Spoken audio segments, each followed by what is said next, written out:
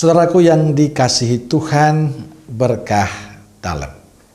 Sudah kita memberi senyum hari ini, Sabtu 24 Juni 2023. Hari ini gereja merayakan hari raya kelahiran Santo Yohanes Pembaptis. Mari kita awali permenungan kita hari ini dengan tanda kemenangan Kristus.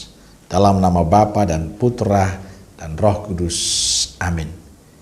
Permenung kita diambil dari Injil Lukas bab 1 ayat 57 sampai 66 dan 80. Kemudian genaplah bulannya bagi Elisabet untuk bersalin, dan ia pun melahirkan seorang anak laki-laki.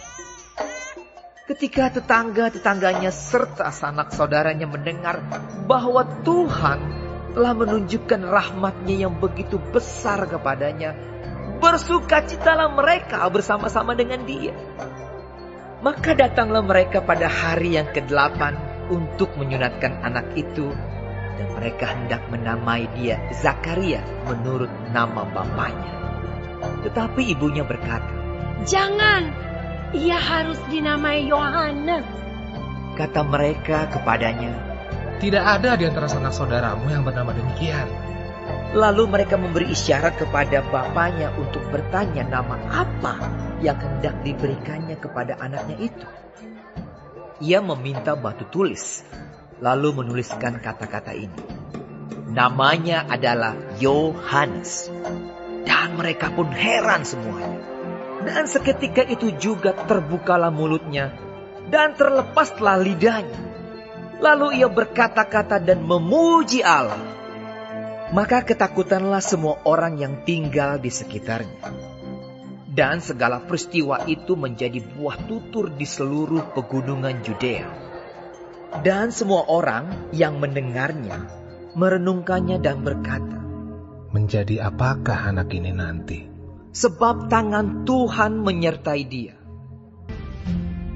Adapun anak itu bertambah besar dan makin kuat rohnya. Dan ia tinggal di padang gurun sampai kepada hari ia harus menampakkan diri kepada Israel. Saudaraku yang dikasihi Tuhan, pada hari raya kelahiran Santo Yohanes Pembaptis, bacaan Injil bercerita tentang ketaatan Elisabet dan Zakaria.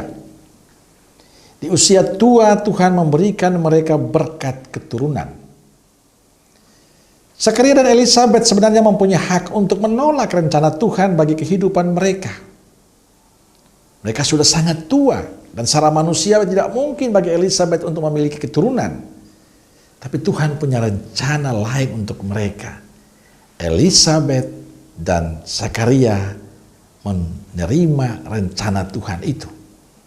Mereka taat pada apa yang Tuhan kehendaki pada mereka.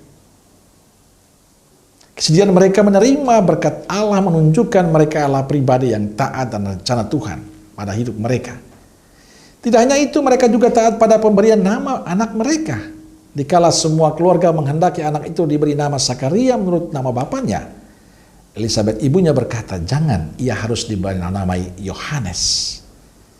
Lalu mereka memberikan isyarat kepada Zakaria, dan Zakaria menulisnya, namanya adalah Yohanes. Nama Yohanes adalah nama yang diberikan Tuhan lewat malaikat kepada orang tuanya. Saudaraku yang dikasihi Tuhan, kisah Elisabet dan Zakaria adalah kisah ketaatan yang membawa berkat. Di saat mereka mengandalkan diri dan tidak taat, mereka tidak mendapatkan berkat itu. Tapi di saat mereka taat pada rencana dan kehendak Tuhan, sesuatu yang mustahil bagi dunia terjadi bagi mereka. Ketaatan pada kehendak Tuhan yang dihidupi Elisabet dan Zakaria menjadi inspirasi bagi kita, kaum beriman. Kita perlu belajar untuk taat pada rencana dan kehendak Tuhan. Dikala kita percaya pada rencana dan kehendak Tuhan, segala sesuatu bisa terjadi. Saudaraku yang dikasihi Tuhan, Elisabet dan Zakaria memberi contoh bagi kita bahwa Tuhan mempunyai rencana indah untuk setiap kehidupan kita. Mereka punya rencana indah untuk Yohanes Pembaptis. Dan semua rencana itu dapat terwujud asalkan kita mau taat pada perintah-perintah, pada rencana dan rancangan Allah. Kalau Allah menghendaki segala sesuatu menjadi indah, Yohanes yang kita rayakan hari kelahirannya adalah rancangan, rencana dari Tuhan. Dan saya meyakini kita pun juga memiliki rancangan dan rencana Tuhan untuk kehidupan kita. Tinggal apa kita taat ataukah tidak. Dikala kita taat, selalu ada berkat untuk hidup kita. Amin. Semoga Allah yang Maha Kasih memberkati saudaraku sekalian, Bapa, Putra, dan Roh Kudus. Amin.